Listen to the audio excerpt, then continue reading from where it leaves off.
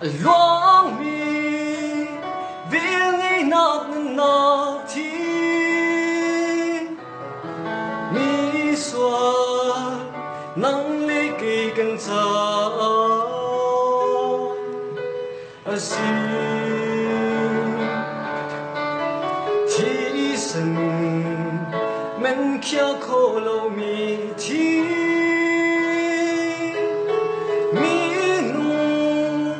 xuân mang trang cho lâu mi chẳng tu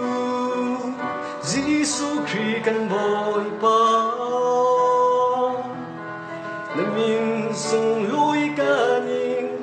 hằng thà vuli atlet mi sống đi thi